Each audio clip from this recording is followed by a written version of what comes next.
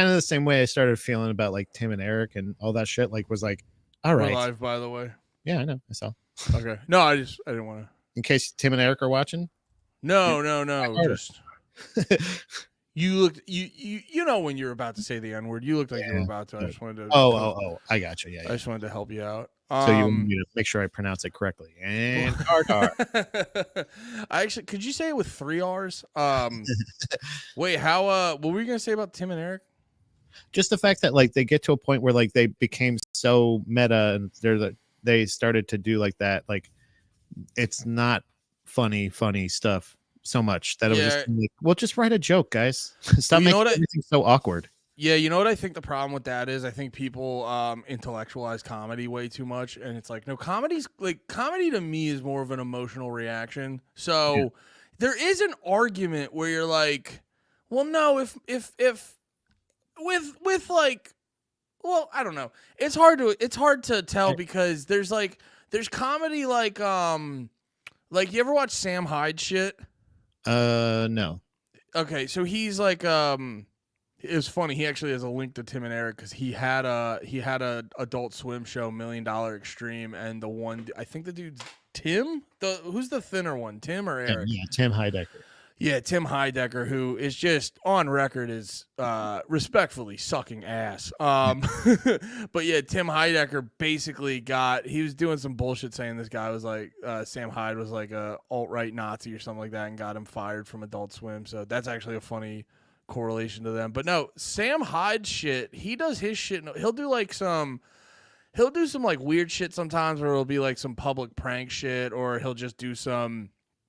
Like, he has this famous thing where he did a TED Talk, and just long story short, like, he dressed up in a weird outfit and just trolled the whole audience. So there is a thing to that where it's like a certain group of people can't be in on this for this to be funny. Right. So comedy's not necessarily a hard, fast, strict like, oh, if everyone doesn't get it, then it's not good. But also at the same time, if you have to like if you have to exert a next level bit of effort to like intellectualize why this could be funny, it's like, dude, I just don't think it's funny. I think you're trying to go for some weird meta artsy thing, and it's when like I was saying before, it's like when you over intellectualize comedy and ends up just being fucking like whatever. Like if your response to it is like, ha, ooh, oh, it's like, no, your response should be like a big belly laugh. Yeah, it's not like, it's not everything should be a thinker, or everything should be like, oh, let me try to figure out why this was funny, or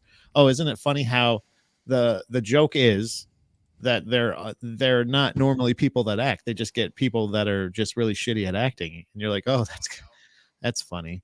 That's cool that I spent money on it too. But I think it's also like it's the fact that you need a little bit of everything, right? Like you can't just have like, if it's just the prank show or something like that, there's other things, there's other elements to it. You know what I mean? Like with like something like Borat, right? Where like he does do different meta things and different like exercises and whatever. Like they're in the second Borat movie, there was a real life thing that they actually kind of turned into kind of a little mini show on Amazon. But like he legitimately stayed the night with 2 dudes for like a week or something. In character as Borat.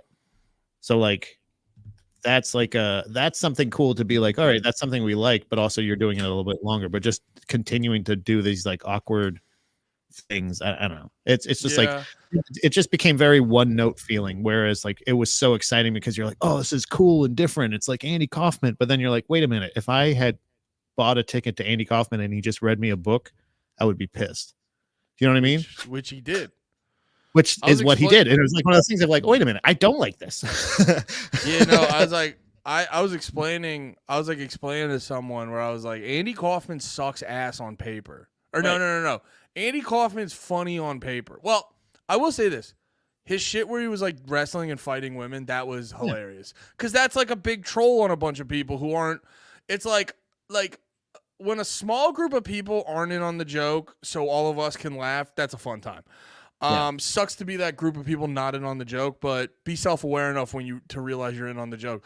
But no, I'm saying I'm more like the other shit, like the stage shit Andy Kaufman did. I was like, it's funny on paper, but it sucks ass for anyone having to watch it. I think Like it's funny what he's doing to them. Yeah.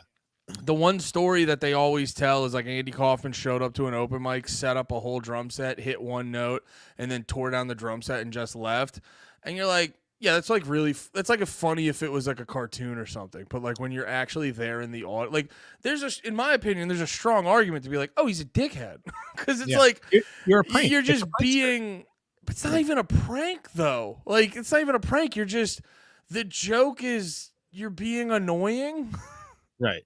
Yeah, it's very much, and that's why like that kind of stuff is cool. It's funny, like for me to see you do it to them, Yeah. but like I would understand their frustration too. Like whereas before I'd just be like, what's wrong with them? They're like, it's so funny. Those guys are so uncool. They just are sitting there getting upset, and it's like, no, they're upset because they're getting pissed off. They're getting pissed off because they wanted to see a comedian, That's and like then seeing some dickhead just like commit to a bit, and it's like.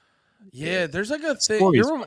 You're reminding me of some shit with like YouTubers where there's like a thing I noticed with like these hidden camera YouTubers. Like there'll be there's this one kid.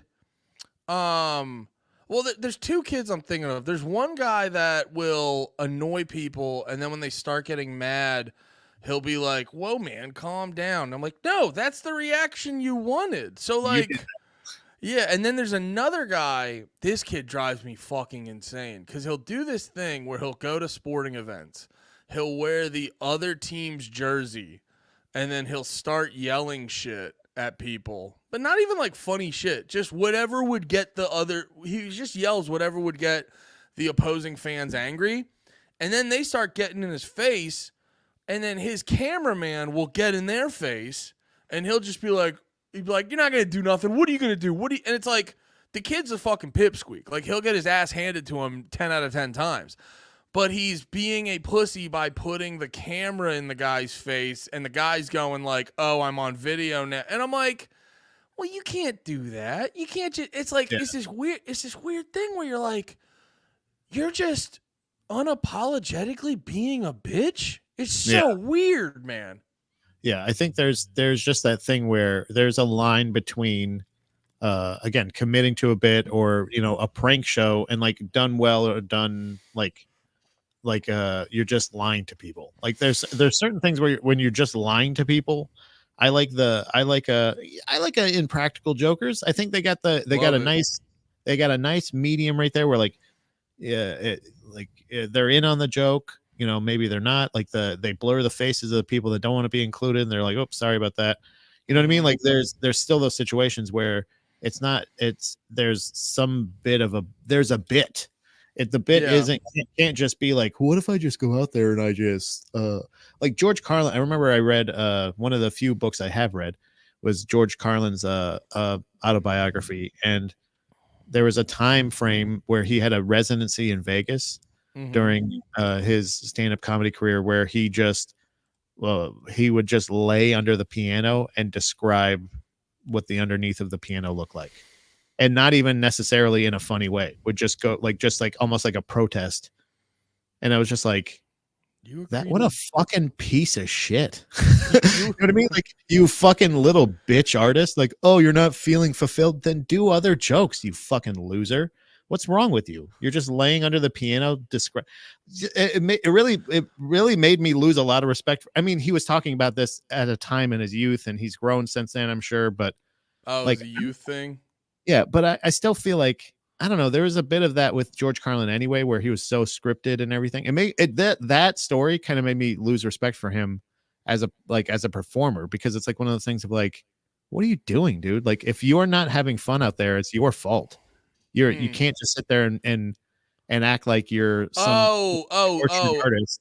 Oh, you're saying he got fed up with the residency, so he started doing that. He started doing that kind of like as a like, fuck the man, and it's like this bullshit of like, or maybe it was to be artistically fulfilled, or maybe he was just depressed and he was just doing this like he was basically, you're acting like a child. You're acting like a baby throwing a hissy fit. So if your thing is like the thing that would make the Andy Kaufman thing better would be if he threw in a traditional set every once in a while. You know what Yeah, I mean? I guess with Or there wasn't a Carlin, plant. There wasn't a fucking element of like bit, you know? yeah, I guess with Carlin, I'm just laughing because I'm like, dude, if I would take the residency because of the money, but I'm like, I could see myself fucking getting grumpy halfway into it. So Yeah, I'm not even yeah, I get it. there's You still got to do like for him just to be like, oh, just laying underneath. I could understand if he was talking no. about edgier stuff, but I what I'm trying to say is like on paper I get it. On paper I yeah, get it. I'm like, oh really? You're fucking, oh, you're really that sad about your residency or this and that thing. But then it's like, there is part of me that goes, yeah, I don't know, man. I could see it getting to me because at a certain point. I think with a Vegas residency, I may be incorrect about this, but I believe each one has to be the same thing. It can't be. Yeah. It's almost the same thing as like a Broadway thing or something like that. Like you have to. The thing that makes it different is it is the same. Yeah. So that's the And then craziest thing is it has to be the exact same thing. So like the fact that tiger attacked Roy is really unprofessional. no, it's funny. That actually put me more on George Carlin's side. I was like, dude, Yeah, I'd go into yeah, that. I'd right. go into that being like, dude, I'll fucking crush this. And then I'm just like, nah, dude, I'm going to fucking take my dick out and fuck the piano. Yeah, Yeah, man. But hey, guys, welcome to a brand new episode of Drag the Lake. We've been podcasting a lot today. If you yeah. guys are into this, we also we're doing Saturday, so I get why Because of the it Lord. might be because of the Lord. As we talked about on No More Heroes, Christ is King. And He will be has risen. what? He will be risen tomorrow. He is he's not gonna risen yet. He will be. dude, he's gonna rise so fucking hard. It's He's gonna be so sick. raw. He's gonna be risen like he's gonna be like bread, bro. For real. It's gonna His be body like is bread. Oh my god, his gonna- body's bread. He is bread. It's gonna be like the pandy when we were all making sourdough. That's why everybody got so fucking butthurt when the Beatles said that they're bigger than Jesus, because they're like, you're not bigger than bread. That's what it really was. Or maybe that was wasn't that the Simpsons thing, the episode that they did about where that Homer was in the barbershop trio with everybody else, and like they said that they were bigger than sliced bread. Oh yeah, That's actually a lot more clever of a joke because the reference was the Beatles said that they're bigger than Jesus. yeah. Or actually John Lennon mentioned that they were bigger than Jesus. And that's actually a lot more clever of a joke than I had given the Simpsons credit for at the time. Oh, did you just get that? I literally just got that real time. You guys just witnessed it live on YouTube. Don't forget to hit like, subscribe, also rate and review. Can I talk to you about some stuff? Yeah, I want to pull. Sorry, I'm pulling up Your pud. topics. You're just realizing the most obvious Simpsons jokes. You're gonna pull your pud, are you? I'm gonna pull my. Fucking While pud. you're doing that, I'm gonna interrupt you by asking your opinion on something. Andy, we've experienced this a couple times recently, where not necessarily the sound guy, unless they're the person operating the lights. Oh yeah, you just went to a show. Yeah, I just went to see Strung Out with Les and Jake for their Return to Rockview tour, where they were playing in completion the album Hello Rockview, my favorite, and also probably the least ska of all their albums. Les and Jake was there headlining in Reading, PA at Reverb. You gotta put aside In With the Outcrowd. That's the least ska of their albums. Is it really? I don't know if I've. Yeah. Okay. You're better for not listening to it. Okay, good. It's very, very bad. But no, they tried to write like a pop album, and it'd be one of those things where like you'd kind of hear a horn on a chorus that was that the volume was turned down and blended in with everyone else. Yeah, almost like it just sounded like a backing, like a keyboard or something like that with the horn sound. Exactly. So I was really excited to see. I love this album by Les and Jake. It's my favorite Les and Jake album. It's also, I think, the first album I got to listen to or got to buy like live when I became a fan of theirs. Like at a show? Well, no, like I was like, this was like an album that was put out after I'd become a fan of theirs. So you become a fan and you can listen to all their older albums. This was like the Oh, first new one for me, like of theirs, and it's like the best one in my opinion. sorry. You just said I got to buy an album live. That shut my brain down. Sorry. It's like, what does that mean? But Strung Out was the band, Andy. Yeah. I got to see for the first live band I ever saw.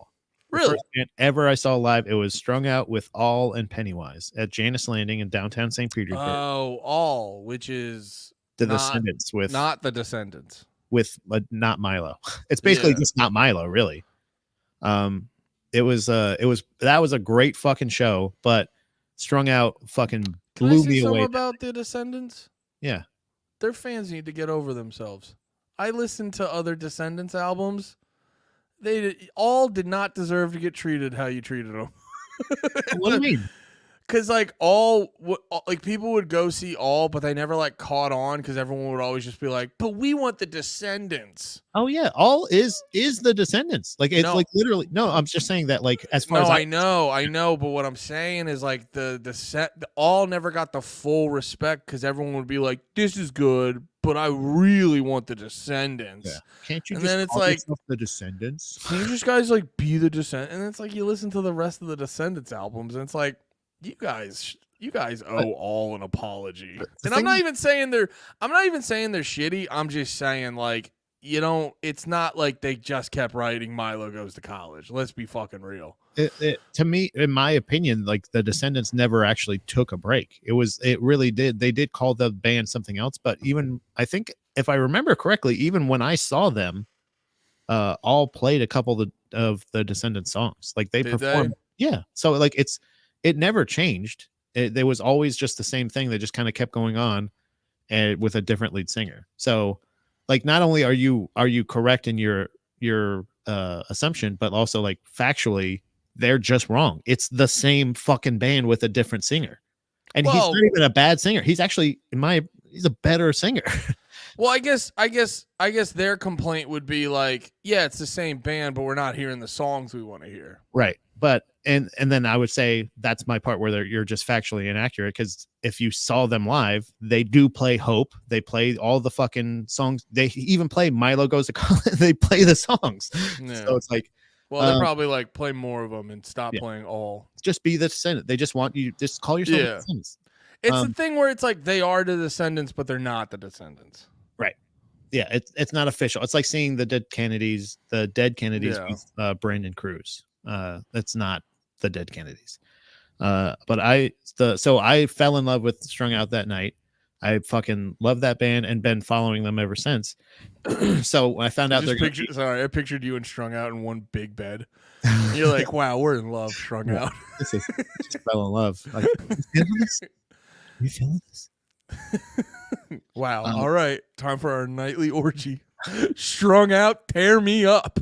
Dude, I got to tell you right now, I am so fucking pissed off at the sound guy from Reverb, because sound guy can fuck it up. He fucked Strung Out set, dude. Really? Like just their set? Yeah, not them, not physically. Like no. I'm saying just that band. Well, I'm assuming did Less Than Jake sound good? So this is my theory is I think, and I'd like to know if any conspiracy. Yeah, well, yes, this is a conspiracy, but also it's just a technical question. For any bands that tour out there, any headlining bands or just bands in general, do you bring your own sound person? Do you have a merch guy that doubles as a sound guy or anything like that? Because I think most headliners that we see, I think, bring their own sound person. Yeah. If depending on the tier of the band or the venue, I think they say like, we don't trust. So I know for a fact that NoFX has their own sound person for each show. They have all that.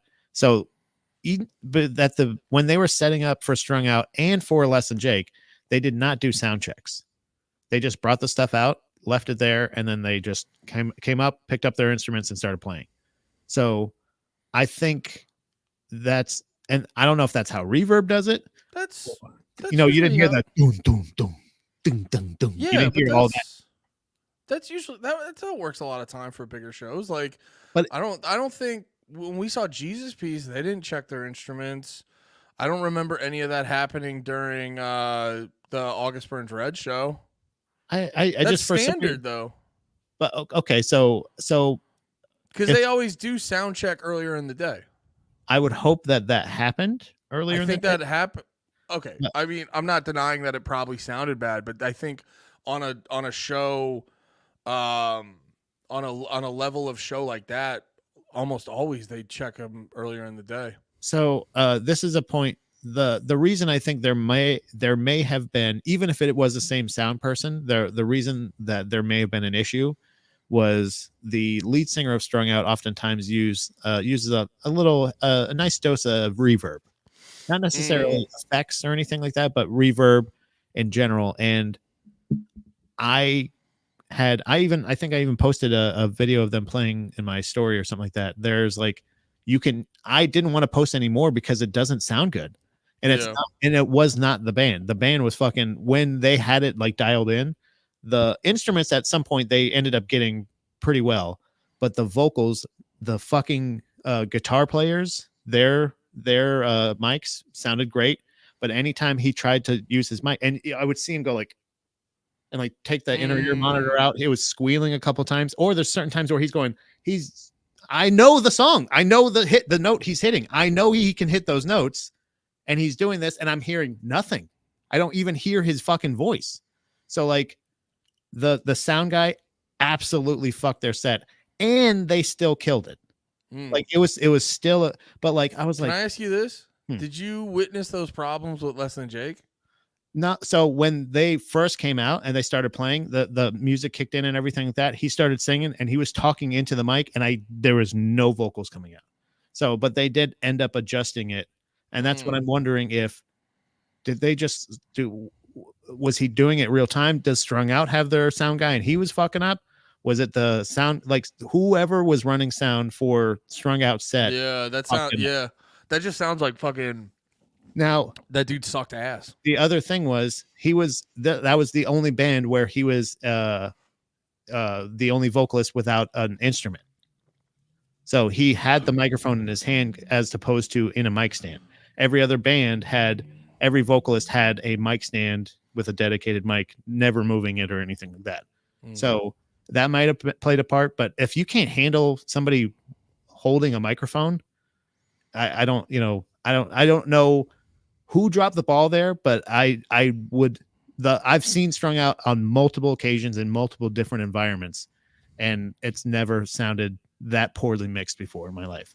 Yeah, it sounds just like a bad sound guy. Maybe maybe it was like a new person, because you said in the beginning of Less Than Jake said it still wasn't like figured the fuck out. That can really ruin a fucking show for you. Like I remember where the fuck was it?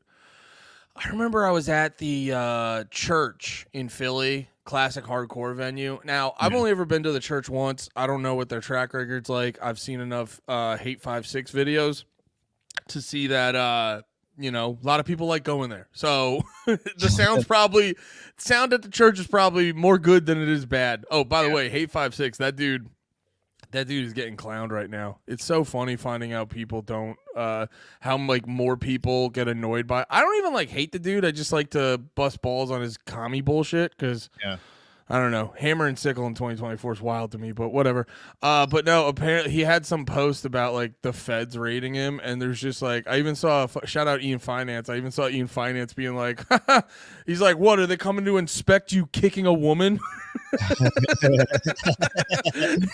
Yeah, and then a bunch of people are calling him like a fake communist, where it's just like, "Oh, are they looking into all that fucking free labor you get off the bands you don't pay?" So I will say, sorry, just another aside on that dude. I will say, to defend him, he does actually, he probably provides a service to a lot of bands by just having high quality video of them out there. So there is a trade-off. Like, I know if I was in a band and I found out that all jokes aside, if I found out the Hate 5-6 guy there, I was like, I would literally be like, "Oh, sweet. We're going to get a free high-quality video of our band playing live. Let's do good, and this will be like the best." I know for me, I saw a bunch of half the reason I'd want to see certain bands, but I'd see them, or like a lot of bands I now listen to regularly, I found on his channel. So I actually will say he does provide, even though he doesn't pay the bands or anything, he does provide a really good service for them. He's giving them high quality live footage for free. But anyway, Bad Sound. We're talking about Bad Sound. I remember being at the fucking church, going to see like Enter Shikari and a bunch of bands, and it was fun, but it like took me out because it literally just felt like the sound guy just went on all the dials and just went. Yeah. Like yeah, Dom, and it's a lot. even Dom noticed it, dude. Like I was like, it was like the first couple songs, and dude, I got to tell you, as a Strung Out fan, they were playing the fucking hits, dude. I was like, I cannot believe they're playing this many back-to-back songs that I'm so in, like, not just of like How familiar. long have you been a band for? How long have you been listening to them to? Well, you know what I meant. You know what I meant. I was like, wait, I don't even know how to make fun of that. I don't know what you said, but I know what you just said. You know what I mean? I know. How long have you been listening to them? Two. So I've been listening to them too for dude, that was probably, dude, I don't even know, 1998. Really? So like they've probably been a band since 1995 if I had to guess. I'm going to guess 95. 94. Wow. You looking them up? Yeah, well, I'm looking up how many wow, they've had one, two. Oh, no, that's they've been around since 94 at least. 94. Okay, so yeah. Probably a little bit before that. Oh, yeah, their Wikipedia says they started in 89. Good for them. So I've been But yeah, they've had 98, I'd say. Okay, so they've had 1, 2, 3, 4, 5, 6, 7, 8, 9, 10, 11, 10 or 11 albums. I gotta tell you, almost all of those are fucking like from start to finish great albums. And I've even missed a couple. Like I kind of been locked. Oh, okay. I was just gonna ask that. Have you been locked into Strung Out, or you missed a few? It was like I missed a couple, and then they released a couple years ago. I really fucking fell in love with, and they put this. They're actually the single that they put out that I sent you that kind of got you into them a little bit was like I'm like, damn, they continue to put out consistently great music that doesn't sound too much alike or anything like that. Very, very metal influence, very metal sound, but like they're a band that like. I was like really excited for the song choice that they had. Like everything that they were bringing out, right? And there wasn't really like a point where like people were kind of bouncing and they're kind of, bumping around and everything, but there wasn't any kind of movement. And I was like, why isn't it happening? I wanted to go, but I was just kind of like, because all their fans are older than you. That's what I'm saying. It's like, I'm like, wait a minute. Is this like an age thing? Is this like, are we just too old to do this? Because the band before them, the opener was called the Raging Nathans, and they were more like, you shot all them in the head for that stupid name. No, it's just, it's one of those things of like, they were very, I don't want to sound like I'm trying to diminish them or anything, but they were very much cookie cutter, like, they were why'd you do that? I don't know. I just I don't. You didn't say it weird. Yeah, I didn't say it weird, but then I remember. What the fuck was that? It was just a little you stopped yourself so you could say it weirder. I feel like that's a reference, but like my brain's frying right now and I can't think of actually what the reference is. Yeah, we have been talking geopolitics for 2.5 hours before this. It's very much like bad cop, or it's like pop punk, just like the good. band. Yeah, but the Pit is kind of like just a bunch of people running in a circle. And this is going to be a case. I have 2 cases for the Pit Police today. Fucking. Sorry, you're saying circle pits? I was thinking about circle pits the other day. Fucking hardcore shit. Like moshing is very superior to everything else. Because like thinking back to like push pits and stuff. Because I remember the first time I went to a hardcore show. I stood there. Also, I should say to the only man in the chat right now, because we are doing a random Saturday show. Yes, because we said it before, Tonye. Thanks for hanging out with Tonye. The Lord. Tonye is king. Christ is not king. Tonye's king. Tonye has risen. We're celebrating the Lord rising tomorrow. So yeah. Push pits. Yeah. Oh, that's the thing. I remember one of the first times I went to like a hardcore show, And I was like a little worried. I was like, oh, this is going to be rough. And then you go, and then if you don't want to be in the mosh pit, you can just stand there and it's Yeah. okay. And I'm like, wait a minute, this is better. Like, I remember, bro, it was more pleasant to stand in the crowd for Jesus Piece than it was the last time I went to go see Taking Back Sunday. Because with Taking Back Sunday, it's just everyone fucking moving around and pushing around and shit. And I'm like, can there be a spot slightly near the stage where I don't have to deal with this? But it's like, I was like, oh, wait, this shit sucks way more than like the most violent hardcore show I've ever been to. Yeah. Moshing is without a doubt superior in my mind. I got to tell you, I think almost the opposite. I think the circle pit is key. I think that is more uniform, and it's something that is I feel way more comfortable in the regular. So I like my technique, like much like you have your technique to be the big red menace in the pit. I have my washing machine. Yeah, How many beers did you drink? What did I say? I made Dom buy 2, and then I bought 2, and then I went up 1 more, and then 4 or 5, 4. But at the time, I'm fucking jamming out to less than 8. I'm jamming out to fucking Strung Out, loving the songs. But no, so the point I was making earlier was during the Raging Nathan's set, it was just a normal, everybody's like running. It almost just looked like those what are those weirdos that run around that fucking thing for the holiday? Muslims, where they do the circle pit around the big black thing. So like, weirdos. It's just like that, where they're just running around in a circle. Yeah. So the same thing happened. Religion's just a bunch of fucking hats. It's dumb.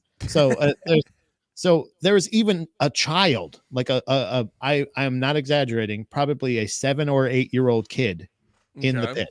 And I'm not saying that just because I'm a 37-year-old man. And I was like, what is he, 8? No, he's an 8-year-old kid. Like, that's a child. There's multiple children at the show. This is going to be one of the cases I bring up later. So they brought him to the Raging Nathans? I know, right? Is that what they're called? The Raging Nathans, yeah. Oh, okay. Sorry, I was just saying. I know you were trying to be demeaning to make up a silly name to make fun of them, but that's actually their name. Wait, that happened at the Angry Kyles? There you go. Yeah. That was at the Disappointed Tuckers? The Bummed Out Steves? I can't do it anymore. Oh man. I was out of it. The Melancholy Phils? So there is during the Strung Out show, there's also the what I like to call my brother in the pit, which is the guy who got drunk before the show, who is just having a fucking good time, man. Let's fucking go. Like, hell yeah. And doing the thing that, that dude, come on, like to complete strangers and all this shit. Yeah. Me at Knocked Loose. Yeah. This guy came in and was that. He got that going. And I was like, finally, thank you, buddy. Let's do. And I was like, and when he did the thing, he saw me rocking out and did the thing like, you got to be the guy that comes in here too. And I was like, you know what, buddy? I am. Let's go. Hell yeah. I gave Dom my glasses and I was like, I love Strung Out. Let's fucking rock. Traditional push pit. Here comes case number 1 for the pit police.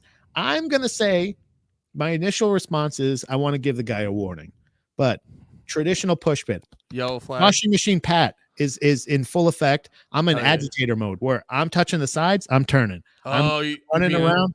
You're being an instigator. Let's go. Come on. Yes. I'm an agitator. Let's go. Yes. You're in the mouth of the pit. You're starting the spin cycle. Yeah. Let's go. Right. And I'm doing it. Probably my 3rd time around. Right. I bump into one of the guys that's looking at the stage, and I bump into him, and he goes, "You okay?" Oh. Now. That's not. And I go, "Yep." And I push off him, and I go, now that's me giving him a warning and not worrying about it. I didn't target him. I didn't attack him or anything like that. But I really feel like I should have given this guy a ticket because, like, dude, well, yeah, I'm in the pit. Are you okay? What's going on with you, bud?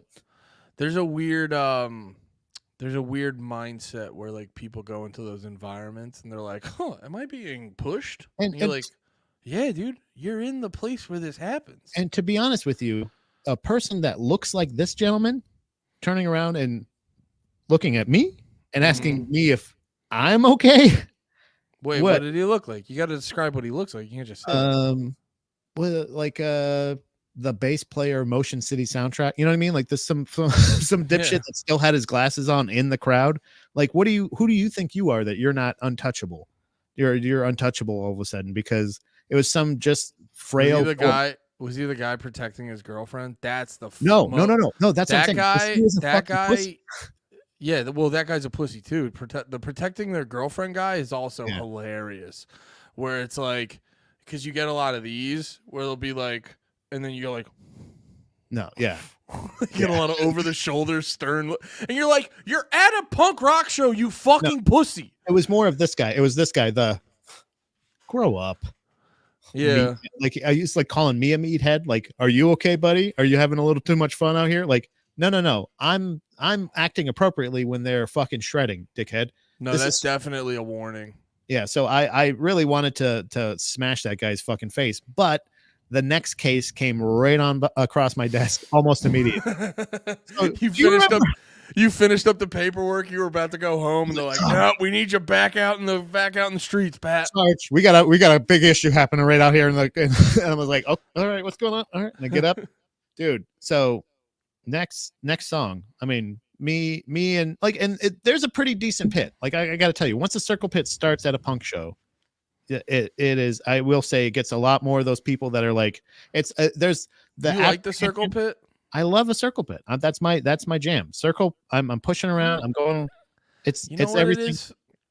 I don't have good cardio. I'm not. That's my thing. Circle pit's overrated. It's to me. I like the wave feel of it. It feels like it goes around. It's and it matches the speed of the music. It's like the push pull of it. A lot of it, like the balance. I have a lot better balance than I did a lot earlier on. Yeah. But you're right. The cardio is a lot. I will say A lot more important for that.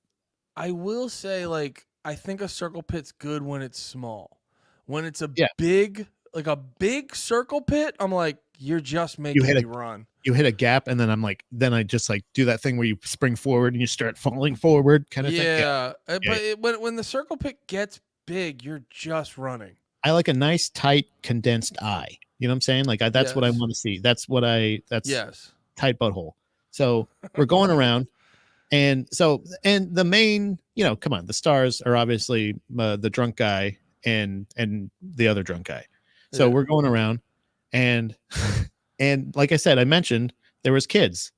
Well, the kid was in the pit again for Strung Out, but it's a little bit different for Strung Out than it is for the Raging Nathans, and we're pushing, and the drunk gentleman straight up kneed him Jorge Masvidal in the face. Dude. And the kid went flying. Serious? Yeah, crying. I could hear him crying over the music. Wait, he kicked him and the kid started crying? But he did not do it on purpose. He was running, and the kid, obviously he couldn't see him. The kid was only shin height.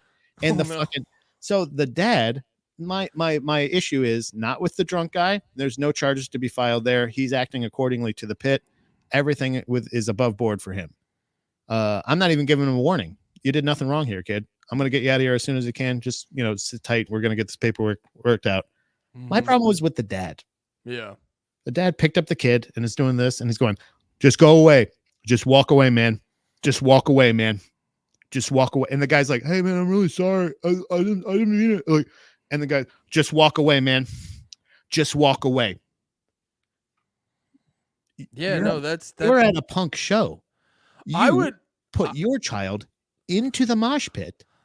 Why on earth would you be mad at anybody but yourself? I would argue that dad is a certified big dumb idiot, because that's like here's my thing.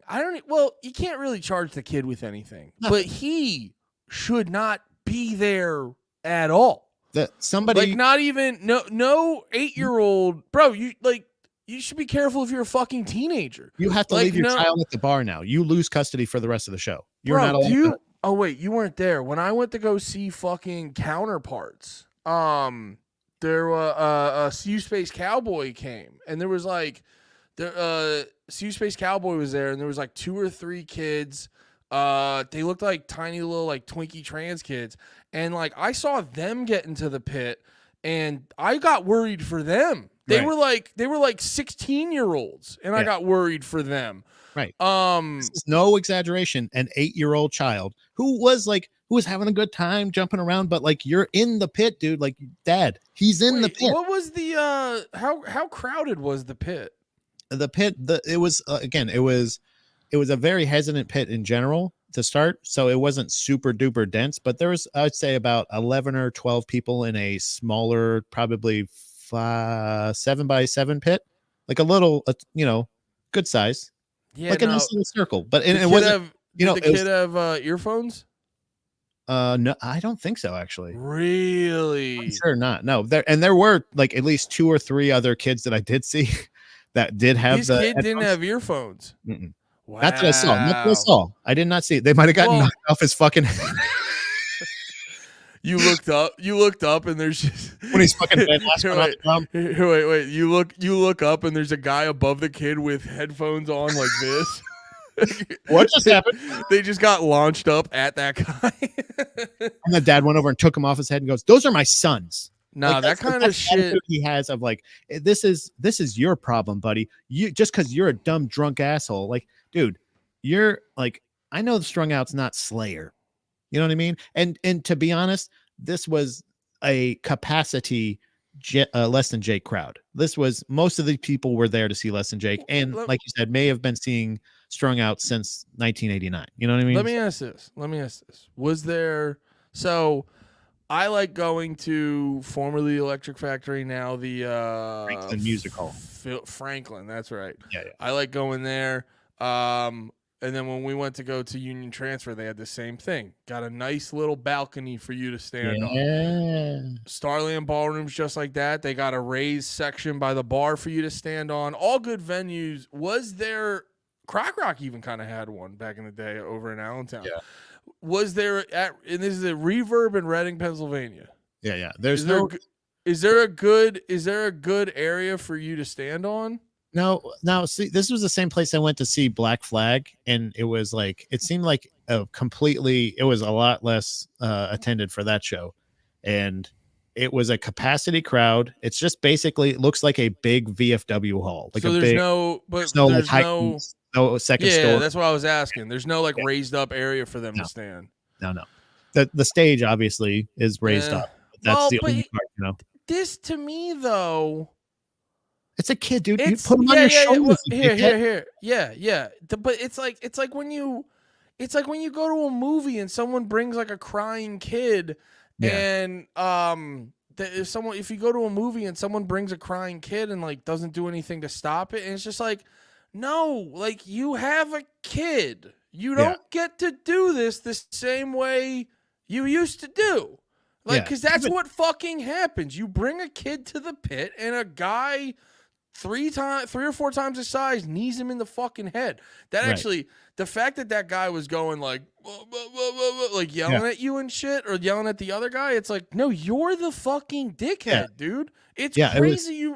He's fucking 8. Have you ever like fucking tried to steal an 8-year-old? It's easy. They're super light. I had already determined I was going to take the side of the drunk guy, as opposed to, like, if the dad like wanted to go like, what the fuck, dude, I'd be like, hey man, this is your fault. Like, he's doing what he's supposed to. You're the dickhead for bringing your child into the grown man mosh pit. Like, did you see any other children here? Did it look like a cool, mellow environment? Or are we fucking running into each other, stupid? Yes, we're 37-year-old men. So are you. Fucking pick your kid up and get him out of our way. Like, this is legitimately, if anything, I think it's an 18 and up show anyway. Like, I don't know if it's all ages or not, but even still, like, I would assume that they wouldn't let kids in if it wasn't all ages. But still, like, you might be here to bring them to see Less Than Jake. But even this album, as far as Less Than Jake albums, is a pretty heavy album. And there's going to be a lot of fucking circle pits. And it's not going to be kid inducive. We're not skanking here today. Today is going to be mosh pits. Like, it's not necessarily a You know, what's their one I don't song? even think I They don't did that. even think you gotta go. I don't even think you gotta go that far with it. It's just like, don't bring your kid into a crowd like that, retard. Or to the mouth of the pit. You know what I mean? Like put them on your shoulders, stand near the back or near the front, wherever you feel is safe, I guess. But like either way, that child is your responsibility. It's not like there's enough responsibility in the pit to pick up other adults in real time when you're getting pushed and pulled and everything like that. If I have to worry about everything that's below shin height, just in case I might run into a fucking 5-year-old because you're like, what is he doing down there? He's just looking at a bunch of fucking grown people's butts. You know what I mean? Like, let him see the show. Let him rock out on you. He doesn't need to be there. He doesn't need to be there. I do.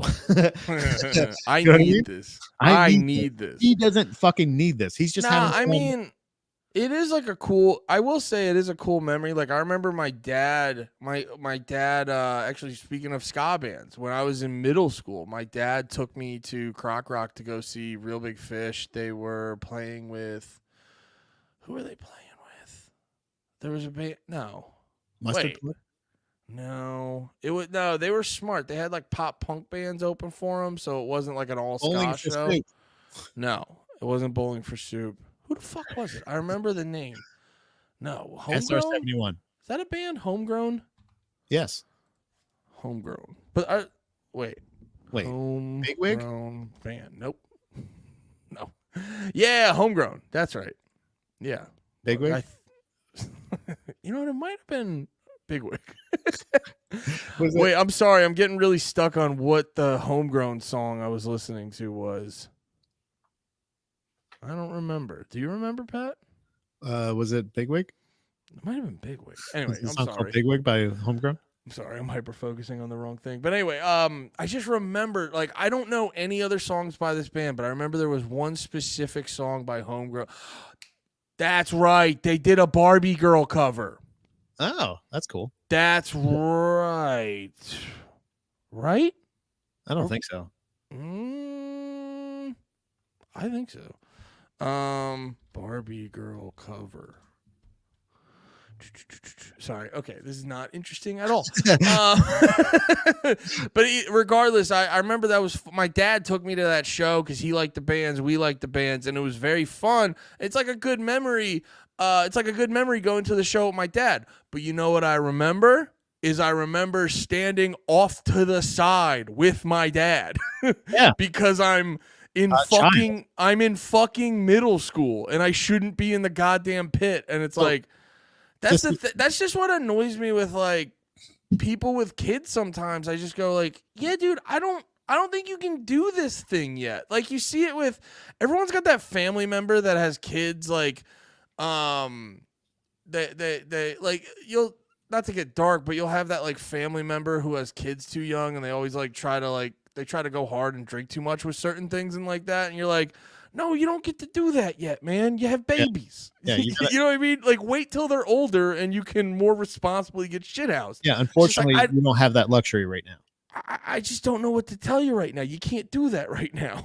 So really what it was is I'm sure like this gentleman brought his son. That's probably a thing like this is a good way that his wife lets him go to shows is that he brings a kid and it's his responsibility. So I think what he saw when he got his kid get kneed in the face, not only was it his son being damaged by another man's knee bone, but it was also it was the possibility of him having a personal life anymore.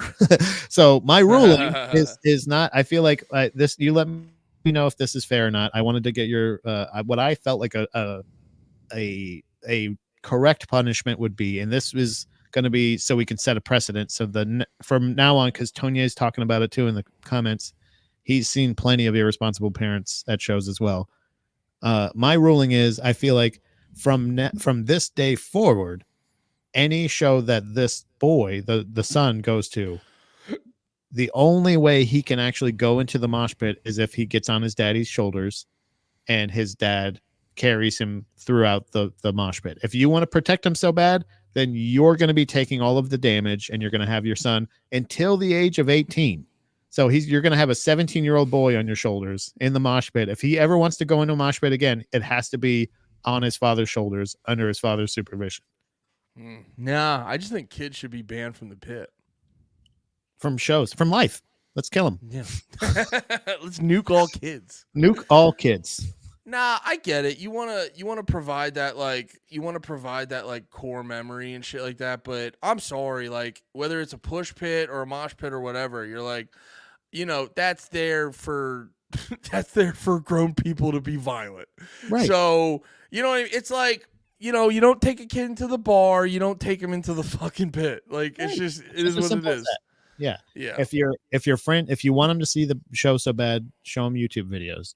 You know what I mean? Or go to a festival, go to an outdoor festival. There's so many different options besides putting your kid into direct danger and then getting mad at other people because you did that. That's your kid, not our fucking problem. And honestly, can I tell you, right, between the sound guy and this fucking kid, because right after that, nobody wanted to mosh anymore because everybody's like, oh, really? Because by the way, the guy didn't like leave with the kid. Like he didn't even he didn't like take him out. He was just like, and the kid, by the way, was fine. He stopped crying because he's a pussy kid. He could cry because he's scared. And then he gets up and he's like, oh, I'm not actually hurt. The kids are whatever. And then he's back down on the ground dancing around like this. And everybody's like, well, we can't fucking mosh now because this dickhead has staked claim to his retarded kid being here.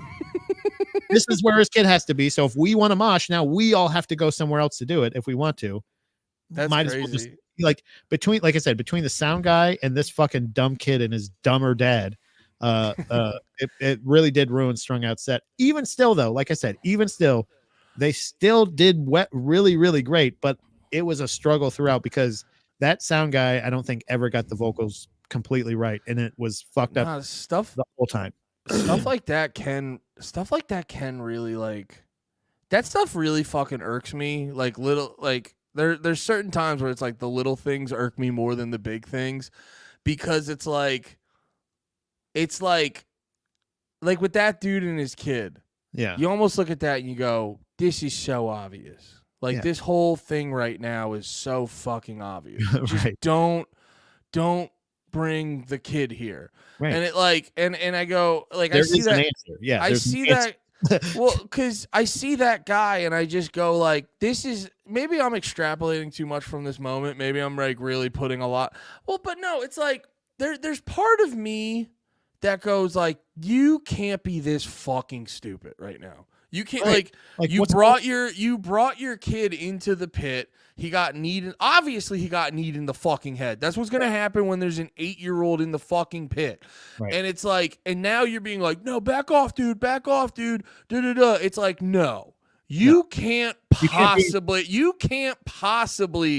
be this fucking stupid to just be, and it's like, it actually made me. So I wanted to bring this video up on actually No More Heroes, but it weirdly correlates to this. Wow. I didn't bring it up because it was kind of a funny video and it doesn't have to do with music. Or no, that doesn't make sense, but you know what I'm saying. But no, you just made me. This is possibly one of the funniest videos I've ever seen. Okay. But like this guy that you're about to see correlates to the bringing your kid in the pit guy. But let's just watch this. This is possibly one of the funniest videos I've ever seen.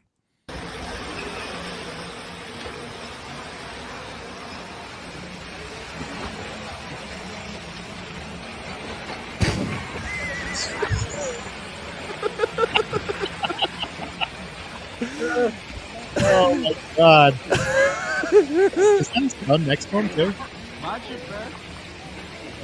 Can you imagine, dude? Can you imagine doing that on another man's back? Here, wait. Sorry, your audio doesn't come in good when we're watching the video. What were you saying? I was saying, can you imagine doing that on another man's back? Like fucking like what is it? Damn, Dirty Dancing, like on his shoulders. Just like, yes, that's what they did in Dirty Dancing to practice the move. But for people who are listening, I mean, I do post the video on Spotify, but for the people who are listening that didn't watch the video, a guy, it's so funny. A guy is at a water park and he takes the zip line and he's coming in, and then it gets to a certain point where the zip line just stops. So he drops into the water. But the thing is, the water's like, he looks like he's about like 5'8" to 6 foot, somewhere in that ballpark. Yeah. And the water's probably like 7 foot deep. Yeah. And this guy, it becomes very abundant very quickly. This guy can't swim. Yeah. So he starts splashing around violently. And then a lifeguard has to very quickly jump in and hold him. Dude, the lifeguard is also under the water holding this guy up. Walking him to safety. And I watched it a couple times just going like, who the fuck is this guy? Yeah. He knowingly can't swim. Right. So he got on this, and it's like, dude, you could have fallen earlier. But like, you should have just let him drown. Just let him drown. What was your fucking plan, man? When what was the plan if you didn't get all the way to the end like you didn't, and you just hit the water knowing you don't know how to swim? It was fucking crazy. When you're hanging like this, obviously you have no upper body strength, because as soon as there's like just a stop in the cord, he just goes and just lets go. Like, but at that point, you're almost eye to eye with the lifeguard. You can go, hey, by the way, I can't swim. You know what I mean? Like, give him a heads up at least, because like when he drops in, he kind of waits there for a second, and then it's like he remembers he can't swim, and then he gets to there and he goes, oh yeah, I forget, I can't. But it's just so. But even still, if he dropped right there, he could walk out. Like if he dropped a little bit earlier, he would have probably been able to walk out. What do you mean walk out? Like, isn't it pretty shallow leading up to that? It looks like the kid where he drops, it looks like he just stands up. No, he's swimming. Oh, he's swimming. Okay. Well, then again, still, like, I'm assuming that's not his kid. That's just crazy, though. You're right. You're absolutely right. The complete lack of self-awareness to be like, why would you do this water thing without the one thing that doesn't give you a filtration device, that knowing you can't swim, knowing you can't swim, fucking crazy. Also, not being able to swim as an adult is fucking crazy. But that's just judgment. That's not even in my mind, that's not even a relevant factor.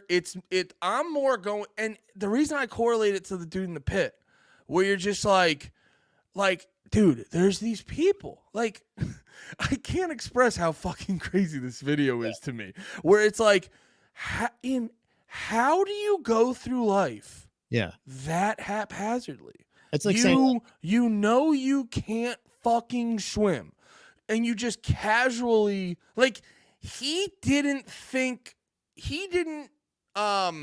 what's the fucking word I'm looking for? He didn't consider swimming out of the pool until the second his feet hit that water. I can't fathom going through life that haphazardly. What were you going to say? This is like being like lactose intolerant and then going to a restaurant and confidently ordering a quesadilla and then taking a bite of it and going, is there cheese in this? Like, it's like legitimate. Yeah. Yeah, dude, like you walked up and you saw the pool, right? And then you were in line the whole time and you saw everybody go in front of you, go and then go into the pool. Yeah. The entire time that was happening, you know that you can't swim. It's a batshit crazy way to move through life. And he may not be that indignant. I'm sure he was probably on the guy's back and he's just like, you're long enough. It took so long. No, dude, he was out of the water like, I was crazy back there. What happened? You're like, dude, what? You think it cramped up? Like, what? And I correlate this dude at the Strung Out show to this guy because I'm just like, it makes me almost want to assault the guy and go, why did this even happen? Why was the kid in the, like, you can't, like, maybe I'm setting a too high a standard for the fucking American people, but you can't just go through life this fucking haphazardly and then get mad at the world because, like, I'm sorry, dude, the pit did pit shit. Your kid is short. That's what fucking happens. Your kid is short, weak, and is not paying attention and hasn't been dealt with in the past, apparently, because this kid just got dealt with and then he's crying, which is normal because kids getting kneed in the face are going to cry. He's going to cry bad. But that's what I'm saying is, like, you comforting him, like, you can tell your son anything you want, but you have to realize what you've done and the part you've played in this is, and he did not realize that because obviously he stayed in the exact same spot and did nothing but shoot daggers at this fucking guy, this drunk guy who was acting 100. He was not out of control, Andy. I've seen plenty of fucking. I gotta tell you, a little side note: seeing Less Than Jake outside of Florida was really weird for me. It didn't make sense to me because like it felt like there was none of the regular, aside from that drunk guy, there were none of the normal people I saw in the pit. Like I was getting judged by like teenagers. You know what I mean? Like what again, they weren't teenagers, they weren't all that, but they just felt like people that didn't realize, including this guy, that they were at a punk rock show. You're at a punk show where Yeah. when they play fast and they fucking say, let's fuck it up. And they do this, when they do this, that means that's what they want us to do. They want us to run around and run into each other. And it's all appropriate.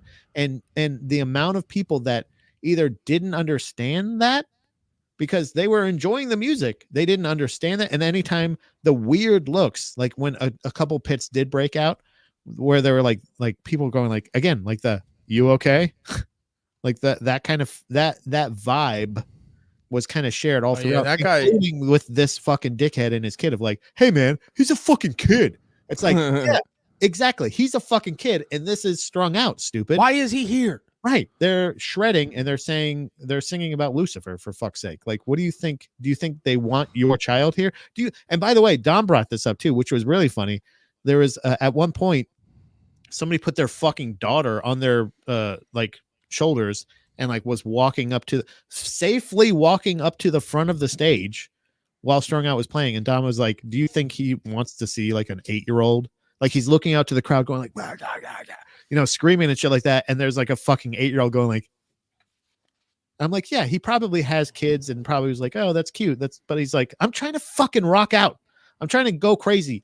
Less Than Jake is next.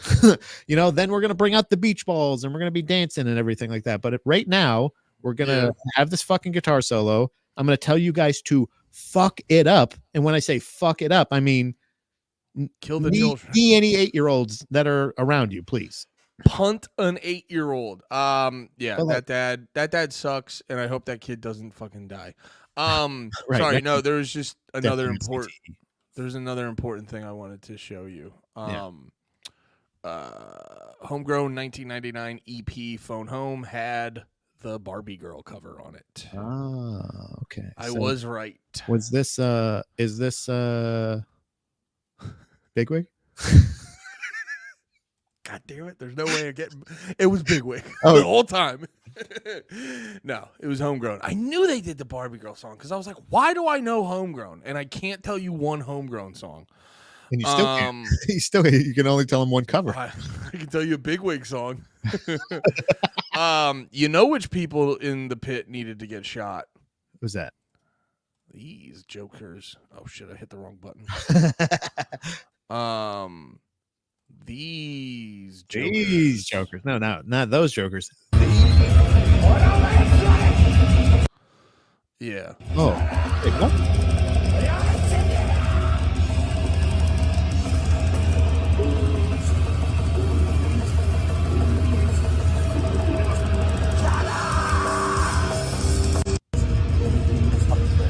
Yeah, I request the U.S. government to whatever country that is. We really need to go to war with them. That's unacceptable. What's going on here, man? Like, dude, I love it. Andy, you can tell the chat. Tell them how much I fucking love Bits. I love Bits. Tell them. Chat. Pat loves Bits. He's not lying to you. I don't like this, man. I want to stomp on those motherfuckers. I want to stomp on it's like the social media. It's the way social media is influencing a lot of these shit where too far. What? Too far. Yeah, no, it's just like it's that weird fucking thing of like I don't know. And there might be broader I just hope the band didn't say to do it cuz as a band you're in a weird position where like if you're in a band and the crowd starts rowing and the whole crowd starts doing the rowing thing. Yeah.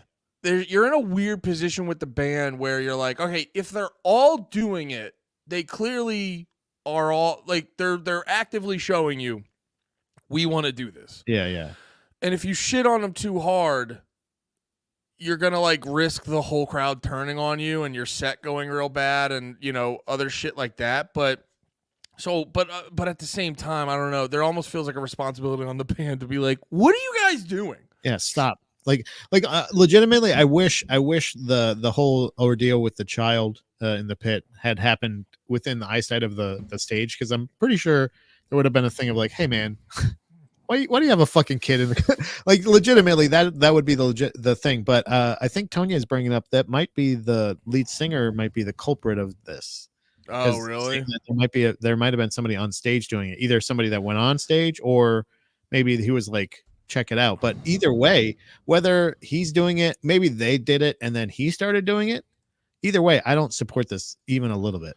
I would hate. Oh, for everyone listening, everyone's on their back, kicking their feet in the air. So They look wait, like roaches or something. you're saying the lead? Okay, so Tonye's saying Yeah, the lead singers. I gotta tell you, I don't even know what I'm looking at or where the stage is. Like, is it's downward? Or okay, there's the stage. All right, I got it. I feel like this is the singer. I don't know. Yeah, so it might be a hey, do like I'm doing. Yeah, Yeah. this shit's fucking like irritating to me because I'm just like, guys, can we not just like? I don't know what it is. I don't know what this is. It's like so many people are afraid to just be themselves. You're like, just be a Yeah. person, man. You know what I Yeah. mean? You don't have to like. I don't know. That's why I don't. Like when we're choosing what to do as a friend group to like hang out, people always love people always love going to do the like pre-planned fun things, and I'm always like, let's just like if fun happens, it happens. It's Yeah. like I will say I do like the one that seems a lot of people make fun of that I do enjoy because it's pretty straightforward and simple is axe throwing. A lot of people will Yeah. shit on axe throwing, but then once you get like a throw or two in, you're like, oh wait, this rules. Yeah. I don't Yeah. I Yeah. don't care. I don't care that the venue has like some dumb pun for the name, like Axe to Meet You or whatever the fuck it's called. They're always called, but there are certain events where you're like, this all just feels contrived. Like, can't we just and to bring it back to this like live shit? It's all just seems like what are we even fucking doing? I feel like you're all just doing this to hope someone records it and then we can like talk about it later. And I don't know. Yeah. I don't know. I don't know if It's any of that made sense. I'm all over the place. there's I'm more annoyed, so I can't think of a good logical argument on this. I just want to drone bomb them. there's no substance to it. There's no actual like, I don't, even if it has something to do with the song, it's just very like, either it's going to become a thing that your band becomes super famous for and you're going to get sick of, or this is the thing that gets all eyes on your band and everybody's like, all right. You know what I mean? Like is it worth it? Like how many times do we talk about like subject matter wise, content wise, whatever it is, like we ever want to get to a point where we become those super uniform, hey guys, don't forget to like and subscribe, and like where there's Yeah.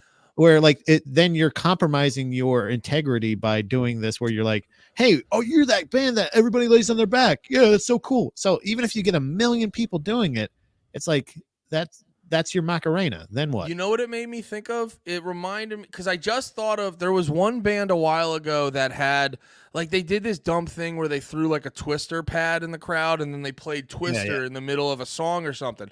And it reminded me of fucking like watching wrestling. I remember there's this one character, Baron Corbin, who's like he's a heel, and he's actually one of the best heels in my opinion right now of like the modern age. He hasn't really been on TV that much lately, or no, he's in NXT. But regardless, he's one of the best modern day heels to get like genuine hatred. And then I remember they were trying to do a thing, I think with The Rock when he came back randomly one time. They're trying to get this thing catching on where they were calling him a super tough dude, which is STD. And it was this thing where you could really play, you were like, oh, you guys like really plan this. And it just, for whatever reason, it doesn't feel as fun as opposed to like when you do the what chant with Yeah. Stone Cold, like that was Stone Cold just going like fucking with people on the show going what, and then the crowd just started doing that, and it's like that's when it's fun. Like I don't know, man. It's just with certain things. It's like, dude, there's a lot of propensity. We're at a very fun environment. There's a high propensity of fun. You don't have to shoe in this fake corny bullshit. Because what happens is, I was talking about this with, I wasn't talking about this. I was thinking about this. No, you know what it was? I recorded a TikTok and then I go, why are you recording TikToks? And I deleted it. I do that. I do that like every 3 months. I'll like record a TikTok of me talking. Then I'll be like, we don't do TikToks, Andy. Stop. But no, I was thinking about, did I tell you about the fucking, it was that dance that kid was doing to Kubla Khan where he does like, oh yeah, we saw it when we watched the fucking the wedding video. And there's this dance people do where they do these like, he'll do like starfish thing and they'll do a very specific way where he puts his hands straight up. Yeah. And like that started catching on TikTok, and now everyone's doing that. And when I recorded the video before I deleted it, I was making the joke. I was like, we're at a real inflection point with Kubla Khan right now, because there's a moment where they can be co-opted by like the annoying normies of this like of who it can be co-opted by. This is how it can get co-opted by the normal normies of this shit, because what you do when you set a preset like that with the dance, and when you create these presets of certain ways of being, you now create a fast track for people who aren't really in a group to like infiltrate the group in a way.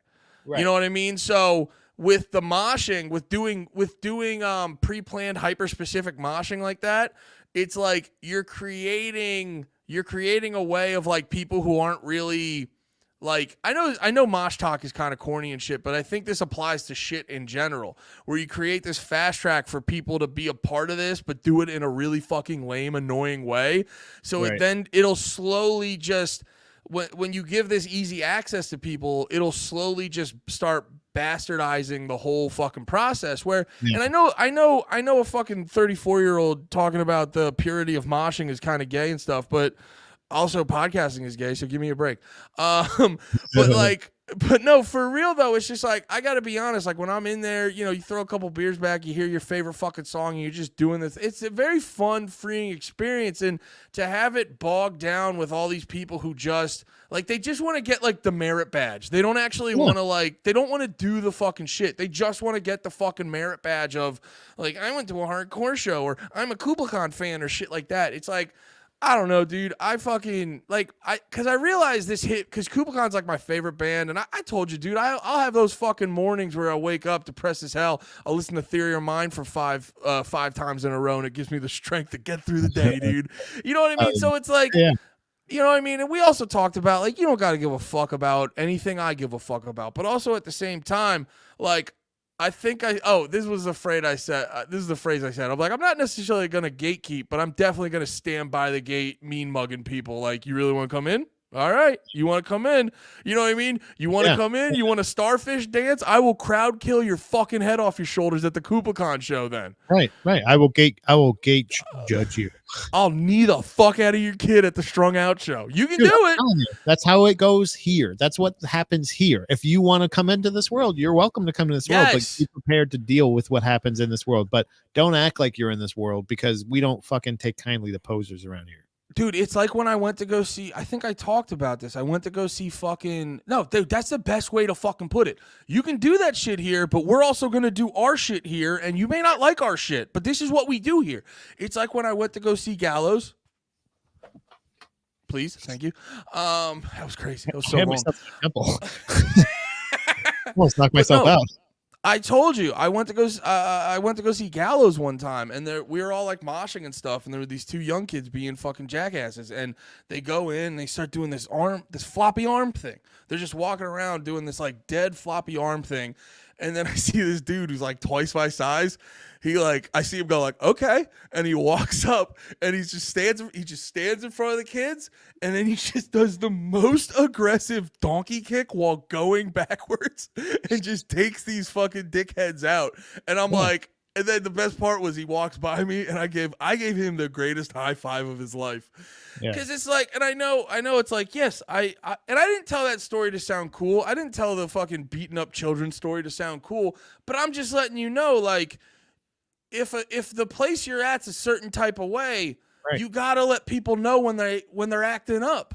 The issue, and it's like a self-correcting like issue, like it because of that exact thing, is one of these dances, and it's something that I don't think like hardcore and or metal people have had to really deal with too much in the past, but now that it's becoming more popular, and something that we've speculated on in the past about like this is going to be beneficial for metal, this is good for hardcore. No, it's not. What I'm realizing, and what I think we all need to realize as far as social media goes, is it never has the intended purpose.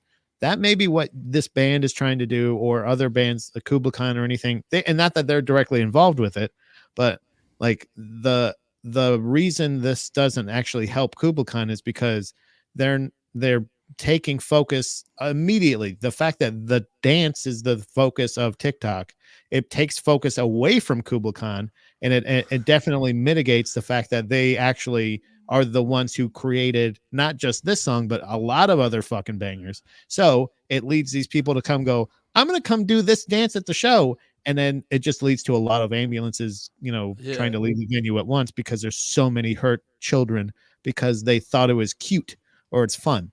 And it just doesn't translate like that. I think it's the same way where if Crip or like, gang signs were cool and stuff like that when I was really young, to know gang signs. I wasn't in any gangs, but if I threw that gang sign in the wrong neighborhood, I was going to get fucked up, because they don't know that I don't know. They don't care if I know or don't. And the same rule applies at hardcore shows. I don't give a fuck. We're gang, dude. If you're doing that shit, you're just standing there flopping your arms around, you're going to get dealt with. And I'll put it this way. Nobody is going to be on your side. I'll put it this way, Pat. I'll put it this way. Them doing that starfish dance, they're not buying fucking knives. Yeah. Hey, they're not buying fucking knives. You call yourself a fan? How about I pull this out in the pit? Where's your fucking knife? Where's your fucking knife, dude? That was me going like, wait, where is my knife? I know. I was like, I know he's reaching for something. I'm going to wait for him to stop moving, because I saw you go. Just trust me. I'll always, if I'm moving around, it's for a thing. but like legitimately, that's the fucking rule, dude. How we play things here. You are more than welcome to come to the Kubla Khan show. Come on down. But if you try some fucking antics or anything like that, I cannot guarantee your safety. And I can't guarantee that you're not going to get attacked. No, you're just going to get dealt with. And that's it. There's a difference. This is why the mosh pit is superior, because they can get dealt with and then politely stand off to the side. Right. Where you should have been the whole time. Right. That child can stand near where they are. Again, if you have them on your shoulders and you're just 2 or 3 people away, you're safe. You're fine. Yeah. But if you're going to put your kid in the mouth of the fucking pit, then they're going to get fucked with, dude. Like your kid is going to get fucking knee fucked in the face. Yeah.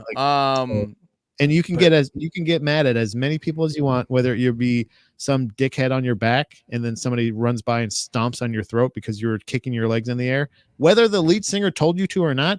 It's not happening on my watch. If it's a band that I care about and you're just doing, even if I'm not siding with you. You need to know that your fans, your real fans, don't want you to do this cute little fun shtick where you're like, yeah. All right, let's do one more thing, and then I gotta get out of here on something. We went really long. We went really long on No More Heroes. No, that was great though. You guys definitely need to check out the No More Heroes stream if you want to hear us talk more than just music. Excuse me. If you want to hear us talk more than just music, you definitely need to check out No More Heroes. I'll try to leave the links for those in the comments and shit. I felt smarter near the end of that episode. I think you and me really, that's why we need to do long podcasts, because like we really lock in about 30 to 40, like 40 minutes in is when, that's when we're firing. Yeah, that's not a good, it's not good to lock in. Was that off mic? Was that off mic? It's not good to lock in after everyone left. Oh, I wanted to show you this. I was really curious about your opinion on this one, because yeah, there is definitely, so this one, there is definitely an aspect of this that I'm not super familiar with how this all works, but I'm not above wildly speculating and stating those speculations as facts, Pat. I think that's something we can really get in on.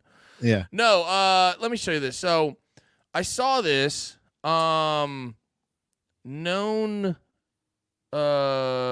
awful person. No, that sounds good. But just annoying person, Machine Gun Kelly and Trippy Red, who I heard one or two songs of his I liked, but I don't know much more outside of that. I'm very aware of him. I just don't know his music that well. But yeah, so they put out this song. It came out yesterday, actually. Song's called Genre Sad Boy, which Jesus fucking Christ. Machine Gun Kelly sucks, dude. What do you have to be sad about, you fucking dickhead? You lying poser bitch. He's so annoying. You're not sad. You're not sad. You were just a rapper like 2 days ago. How are you? Rappers aren't sad, and if they are, they do drugs. You're not even doing drugs, you loser. He's sad because Eminem kicked him out of rap. That's why he's sad. Yeah, but he's making more money now. Yeah, he really is. What the fuck? So they put out this song, and then I see this dude who he has a chick as his profile picture, but he is a guy. Whoa. But he posted this. He goes, oh my God, I hate the way Gen Z talks now. The way I just learned I have a beat placement in this morning, and I know it's about to be the worst song I've ever heard. What? Which I have to look up what beat placement is, but what I'm assuming is this guy makes beats, sells them, or like he makes beats for people and then sells them, and then one of the beats he made that he sold got into a Machine Gun. Yeah, that and a lot of people are kind of getting on his side because oh, this is really funny actually. Thanks for Trippy Red retweeted that. Goes, thanks for letting me know you have been removed from the album. Good luck. Yeah. And then this one was funny though because MGK goes played himself for Twitter likes, but then someone just posted this weird tweet of MGK's from 2009. There's a little 13-year-old girl next to me going crazy over my Transformers tattoo. Don't worry though, y'all. I won't pull an R. Kelly, which.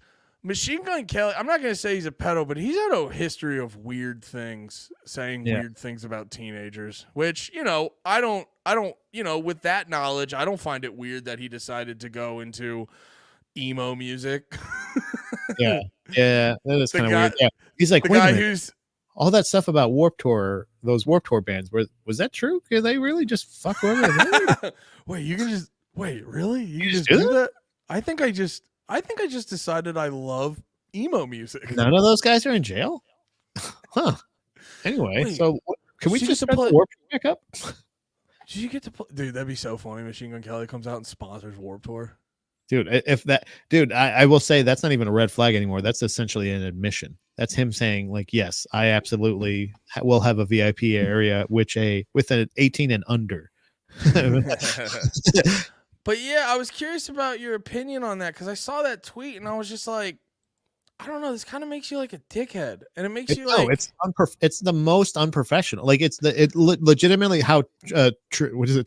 Trippy Red put it. Trippy Red. Whatever. Yeah. However, Trippy Reddy said, like, you just like, thank you for bringing this up. Like, don't worry, you won't be compensated. Like. You won't be compensated. You won't have credit for it, and we will still continue to be like. We also got a promotion off of this as well. You idiot! Yeah, this is really funny. Girls weren't allowed to be hot, so I wouldn't feel like such a creeper when I look at them. I'm still 19. Yeah, and then there's like this. Sorry, I'm super ADD right weird. Now. There is also this there's this Fuse interview. Where he like makes it a point. I gotta find the clip. The clip's crazy. Machine Gun Kelly. It's almost hopefully he keeps his urges subdued. He's just saying like that. Like essentially, what Tanya just said. Yeah. Yeah. He put a hashtag. I'm just saying. So like it's one of those things that like, it's not like we haven't thought it, man. It's not like one of those things where you're like, I didn't realize that they were all getting off a school bus. That's terrible. Sure, whatever, but. the amount of times he seems to be bringing it up. And also when he's just like, oh, by the way, I'm only 19, so it's not a big deal. Yeah. Like one of those things of like, oh yeah, but it's still technically illegal. Actually, in Florida, I think there's the age of consent is 16. Mm. So if he's in Florida, I mean that's probably okay, right? Yeah, I think I think you get arrested if you don't do it in Florida. Yeah. No, but yeah, it's. I saw this tweet and I just go like, because I don't know, like I've done a lot of comedy shows with people I don't like, and I've done some podcasts with people I don't like. You know what I Hey, mean? I'm doing it right now.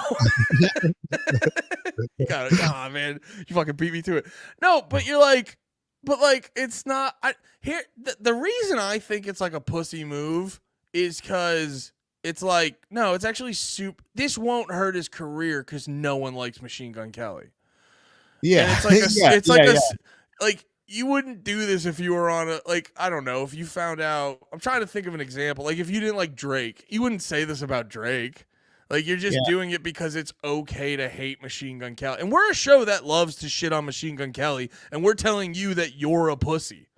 Yeah, I think what you did was you double dipped. You kind of did you worked with them, you dealt with them, you did business with them. They probably paid you for the beat and did Yeah. all that stuff. So most likely, so you got the money from that, and then you thought, all right, let me try to get a little bit more out of this. So you, like you said, like they, you fucked yourself for a couple of Twitter likes, but like you said, there is a group of people that don't give a shit about Machine Gun Kelly, but if this guy's work isn't good, they're still not going to work with him, even though like they have a common enemy. So like even his logic, I feel like is flawed in this strategy because it's just comes off as unprofessional, and it also comes off as like you would be smarter even if you like unless you had the worst experience of your life working with Machine Gun Kelly and you hated him. If you just think he's a douche or you don't like him and you just wanted to jump on that bandwagon, this is dumb because out of the people that don't like Machine Gun Kelly and Machine Gun Kelly makes more money than them. So if you're working with him and you're not that you have to sell your soul to like go out of your way to suck his dick, but just don't mention that you hate him and that you think he's a piece of shit and no harm, no foul. Like you don't have to share the beat. You sold the beat. Yeah. You don't have to like it. And not to Well, mention now you get the money for the beat, but also now you're taking off the track. So now you're not going to get any kind of possible residuals that might be there. And also you have publicly shown yourself to be somebody who maybe even for no reason whatsoever might just talk shit about some art you're doing. You know what I mean? Like, and that's just yeah, that's the thing. not If that cool. gets, if that gets around, now you're just telling people, like, now you're just If telling I, people you're like unprofessional and you won't, if I yeah, if I went to a club or I was working at a club and I left there and I was like, all I did was I cashed my check and then after that, all I did was make like just talk shit about my experience there and just go like, yeah, the food was kind of shitty and I didn't really like it and it was just kind of like it just sucked and like well, I you know what? it's like one of those things of like, what are you doing? You're talking shit. You don't have to share that. You don't have to say this was the best food, this was the best place. You can just not share that you hated it, and Well, you it's know what it way more is. professional. You know what it is also? It's I made a joke out of it one time talking about myself where I said it on this podcast here where I was like, I made a joke where I go, I'm revealing how bad my career's going, but I'm still gonna say this where Yeah. I was like, if I'm doing a show at your venue and you have a kitchen, like you have a restaurant there, like you should just give me some food, you Yeah. know? And Yeah. like, Yeah. but in that process, I'm revealing that like, yeah, I'm doing bad venues where they're not even gonna give me fucking food. Right. So I'm like, in a way, I'm like, I'm also that's why I made a joke out of it to acknowledge the Right. fact that I'm like almost playing and it's like I'm revealing some sad info, and it's like you're kind of revealing some sad info because, like I said, I'm not 100% sure what beat placement is, but clearly it's a process that you make beats and then where your beats go are out of your control. So you're Ah, revealing. Think about it. That's what that yeah. has to Yeah. Yeah. mean. So Yeah, it's like, like cause random. You just sell your beat for probably a flat rate, and then you're like you find out after the fact. Oh, by the way, your beat was picked up, or It's almost like Yeah. submissions to like a festival or something like that. Like, So they're basically saying, yeah, they're basically acknowledging, like, it's like you're kind of playing yourself, and you're like, you're trying to shit on Machine Gun Kelly, but you're revealing that you're not in like a good place, that you don't have control over oh, where your fucking beats go. dude, you're right. So like so it's not even what I thought. It's not even unprofessional. It's like you're blowing your Well, it unprofessional is wad unprofessional. before you even have your. But no. I thought it was even more so. Like, I mean, I thought it was more like, oh well, you're at least a little bit established because you obviously dealt a beat to Machine Gun Kelly and Bubble Boy. What was it? Red? What is it? Dude, not Red? even close. No, Trippy Red. Trippy Red. Trippy Sorry, Red. sorry. Yeah, there you go. There is a I knew it was silly.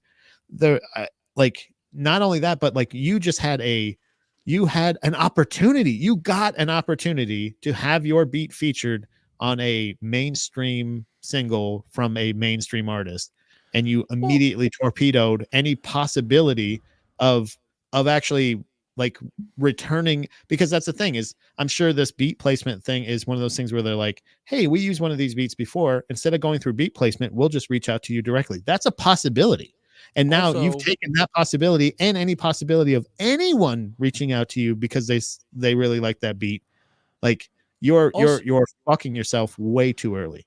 also think about it. Like, yeah, we all agree Machine Gun Kelly sucks, but Yeah. his music is popular with fucking, all the teenagers he wants to have sex 13s, with. 14s, 15s. Yeah, all the according to him, the hottest ages. God damn it. I mean, they're only But, so fucking hot for so little time. Oh, are you 12, bro? 13? Mm-hmm. Ha-cha-cha. No, so it's By the like, way, I'm okay, 37. I'm just saying. what? By the way, I'm 37. I'm just saying. But no, it's like Just think saying. about it. Like, Machine Gun Kelly is popular. Like, his shit might be heard by other artists. And Yeah, then if it they will go, and can you imagine too? Like, imagine if you're a good beat maker and you go, Machine Gun Kelly has all this shitty music, but oh shit, this one song's actually pretty good. Who the fuck made a beat that made Machine Gun Kelly sound good? Right. Yeah, it's just it's You have no confidence. You have no confidence in your art. You have no confidence in your work, and that's why you're sabotaging yourself. It's like one of those things of like, what if this was a hit? What if this was the biggest fucking hit in the world, and you just fucked yourself because you took your element out of it, and they're like, we'll just find something else. We'll eat that cost.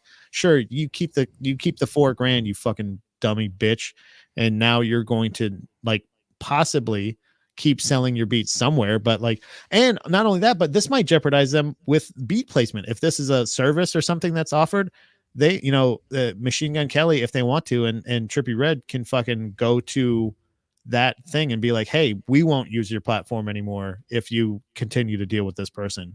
They could do that. Not that they would have to, but like, if they really wanted to, they could fuck you, dude. But like, you fucked yourself. So like, either way, it's such a stupid move in my opinion. Yeah, Even if you hated the experience. I just think it's like the part that irks me is it's just like a pussy move from top to bottom. Yeah. You're trying to double dip in the most pussy way possible by being like, oh well, fucking because you're humble bragging your insult. You know what I mean? You're trying to do too much in a post, and you're not prolific enough to back it up. Like, if Kanye was talking this kind of shit, it would be one of those things that like I may not love Kanye, but I know at least his body of work would back up the shit talk of another artist. Whereas I even don't like Machine Gun Kelly, but I'm more familiar with more of his art than your fucking art. So if you're gonna go like, oh great, I got to deal with this dickhead, I'd be like, yeah, you get to deal with a famous musician. Like, you're new. You're not gonna get. Yeah. You're new. You don't get all the nice things. Right. I don't. Nobody. No, that's a good point. It's like an entitlement. Like, there's a weird entitlement. Yeah. Inside of a fucking humble brag, inside of a fucking insult, and it's like none of it is helping you. None of this. I'm curious. When you said the entitlement, I'm curious how old this person is, because, and now I'm about to say an old person boomery thing, but no, for real though, I wonder, because I've felt this, and I like when I was younger, I felt this, and I think bringing it back to social media, I wonder if um there's something growing up with like seeing so many people in those like top positions on social media. Like imagine if you want to be a streamer, or like us, you want to be a fucking YouTuber, and it's like there's so many people out there making a living at it and this and Yeah. that, and like Yeah. making, whether they're millionaires or they're just making like whatever 60K a year or shit like that. And you can see so many people, and like arguably there will be instances, I know I've felt it. It's actually what part of the reason I got into like podcasting about music and stuff is I've seen so many horrendous band interviews by these people making a living doing that, and I go, how are you so bad at that, making a living doing it? And you know what I mean, it's like, why am I not? I feel like it can generate this more this sense of like, why don't I have that? But if you don't have that like mature ability to humble yourself and go like, well, did I put in all the work? Did I? Because that's the other half of it. You can't just. That's the annoying reality is like you can't just be really good at something. You have to be good at like networking and talking to people and putting yourself out there and doing shit like that. So it's like that. This seems like a person who isn't. I'm sure they're good at making beats. Machine Gun Kelly wanted to put your beat on a song. He's like an A-list celebrity. I'm sure you're good at making beats. But like you also need to humble yourself and go like, well, he did get it out of beat placement. He didn't, cuz I looked up beat placement and it's either buying it from the producer, or you sell your beat to a record label. The record label has a bunch of beats sitting around and they just happen to pick it and shit like that. So it's like, all right, well, you're also in a space where, you know, you're not making beats special for big artists. You're selling it to record labels and they'll use it if someone likes it. So, you know, but you're still like making it. I'll give you props for that. You're still making it, but it's like, humble yourself. You know, as much as Machine Gun Kelly sucks, he put in the work. He sold his soul to the devil. He's drank the baby blood. You know what I mean? Like he put in the work.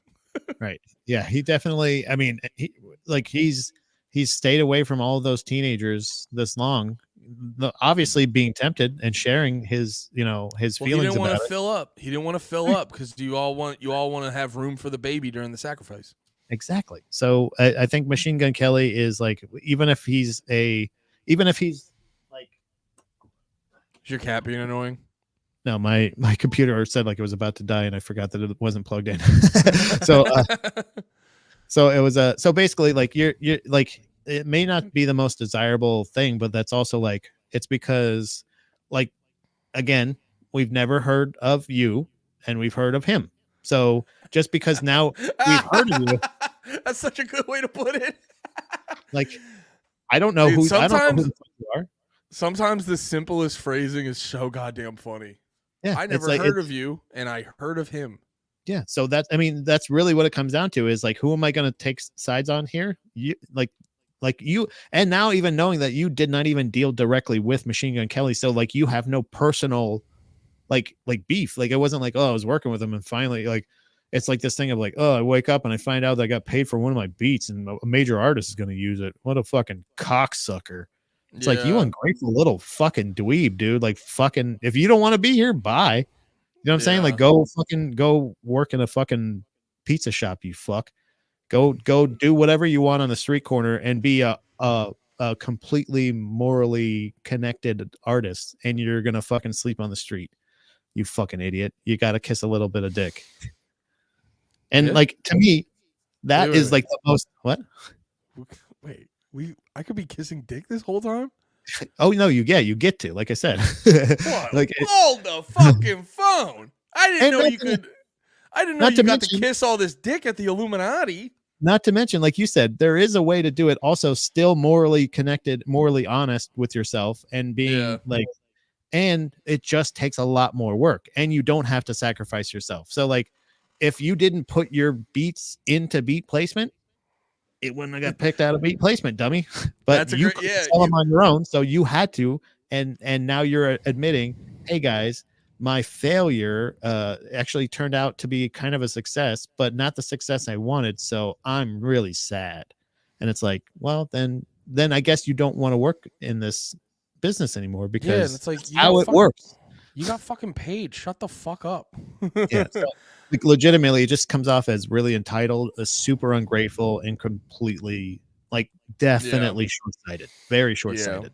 Yeah. Hell yeah. All right. I have to go do some things, piss out my fucking butt, like I we gotta said piss in my earlier. butt. This has been great. Tonye and anyone else in here, thank you so much for hanging out. We will be back on the regular schedule oh wait. After he is risen. I might be busy next week actually, but I'll talk to you that offline. All right, guys, gals, everyone in between, thanks for hanging out. We love you all. Have a good one. Be about a peace. God bless. Gabrish.